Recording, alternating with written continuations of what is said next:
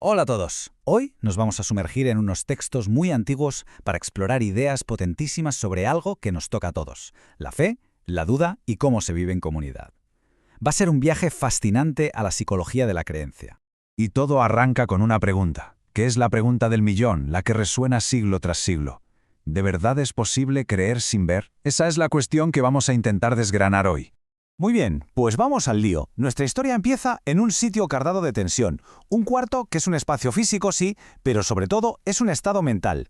Vamos a intentar imaginar la escena. Estamos en Jerusalén. Los discípulos acaban de pasar por el trauma de ver a su líder crucificado y, lógicamente, se han encerrado. El texto es muy específico. Dice que las puertas estaban cerradas por miedo. Ojo que esto es mucho más que una simple precaución, ¿eh? Es la descripción perfecta de un estado de parálisis, el que viene después de un shock colectivo. Están literalmente muertos de miedo. Y entonces, en mitad de ese ambiente, de esa atmósfera que casi se puede cortar con un cuchillo, aparece Jesús. Y fijaos en sus primeras palabras. Paz a vosotros no es un saludo cualquiera, un hola, ¿qué tal? No, es el antídoto exacto, la palabra sanadora que necesitan oír para combatir ese miedo que se los está comiendo por dentro. El efecto es inmediato, es radical. El Evangelio de Juan nos cuenta cómo ese miedo se evapora y da paso a una alegría inmensa. Y no solo un alivio, es una transformación emocional completa. Un antes y un después para todo el grupo. Pero claro, la historia nunca es tan sencilla, ¿verdad? Porque no estaban todos. Y aquí es donde entra en juego la figura de Tomás, que viene a representar una de las tensiones más humanas que existen: la duda frente al testimonio de los demás. Y esta tabla lo resume a la perfección. Por un lado, la necesidad de ver, de tener una prueba física, algo tangible. Por el otro, creer, que se basa en algo que no se puede tocar, como es la confianza en lo que te cuentan otros. Tomás, como ya podemos imaginar, está plantado de lleno en la primera columna. Sus palabras son un órdago a la grande. No se anda con rodeos. Representa una mentalidad que hoy en día entendemos muy bien, la del que necesita pruebas, datos, o lo ve y lo toca con sus propias manos, o para él, simplemente, no ha ocurrido. Y punto. Pasa una semana y Jesús vuelve. Y aquí viene lo fascinante. En lugar de echarle la bronca a Tomás por dudar, hace todo lo contrario. Se toma su duda en serio. Le dice: venga, Tomás, trae aquí tu dedo, toca mis heridas, cumple con tu propia condición. Es una invitación a que llegue a la fe a través del camino que él mismo había exigido.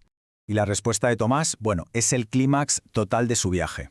Al ver, al tocar, todo su escepticismo se viene abajo, y lo que sale de su boca es una de las declaraciones de fe más brutales de todo el texto. La prueba física le ha abierto la puerta a una convicción que ya es suya. Bueno, pues vamos a seguir tirando del hilo porque la historia de Tomás no es el final de la película. En realidad es el trampolín para lanzar una idea muchísimo más grande que es el verdadero corazón de todo esto. Y aquí está. El punto clave: Jesús aprovecha la experiencia de Tomás para dejar un principio que vale para todos los que vendrán después. La verdadera felicidad, la plenitud, está en ser capaz de creer sin necesitar una prueba física. Y claro, esto nos lleva a la gran pregunta: si no es a base de pruebas, entonces, ¿cómo se consigue este tipo de fe? Pues bien, otro de los textos nos da una pista. La primera carta de Pedro nos habla de una esperanza viva. Y esto no es un optimismo vago, un simple ser positivo. Es algo mucho más profundo. Es como un ancla, un motor interior que te regenera. Habla de una convicción tan fuerte en algo bueno que está por venir que te da una resiliencia increíble.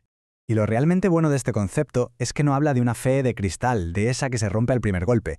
Todo lo contrario, usa una metáfora potentísima, la del oro que se purifica en el fuego. ¿Qué quiere decir esto? Pues que las dificultades, las dudas, las crisis no destruyen la fe, sino que la hacen más auténtica, la prueban y la dejan todavía más valiosa. Pero ojo, esta fuerza interior no nace en el vacío. Los textos nos muestran muy bien cómo se alimenta y se sostiene.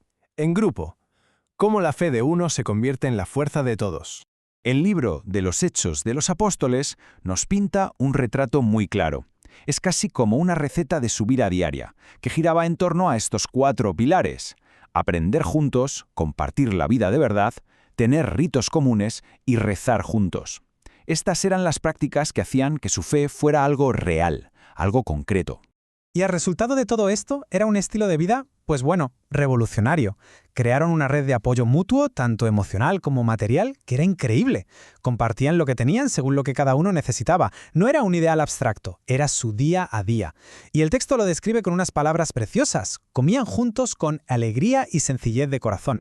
Y ya, para terminar de entender sobre qué se apoya toda esta estructura de fe y de comunidad, tenemos que ir a un texto todavía más antiguo, al fundamento, a la base ideológica de todo, un salmo. Esta es la metáfora central del Salmo 117. Es una imagen brutal que lo resume todo. Lo que fue rechazado, lo que se consideró inútil, se acaba convirtiendo en la pieza clave que sostiene todo el edificio. Es la idea del triunfo a través de lo que parecía un fracaso, una historia de redención en toda regla. El que escribió el Salmo no lo ve como una simple casualidad, lo llama un milagro patente. Y la respuesta ante este vuelco de la situación es la alegría, el gozo. El día en que la piedra rechazada se convierte en la principal es un día de fiesta. Y al final todo se resume en este estribillo. La base de todo, de la fe, de la comunidad, de la esperanza, es la convicción de que hay una misericordia, un amor que es eterno, que no falla nunca. Ese es el cimiento sobre el que descansa todo lo demás. Así que, al final, lo que nos queda es el retrato de un ideal de fe, de cómo superar la duda y de cómo construir una comunidad radicalmente unida. Y claro, la pregunta que se queda flotando en el aire es, ¿y todo esto a nosotros hoy qué nos dice? ¿Qué desafíos nos plantean estas ideas en nuestro mundo? Es una buena pregunta para darle unas cuantas vueltas.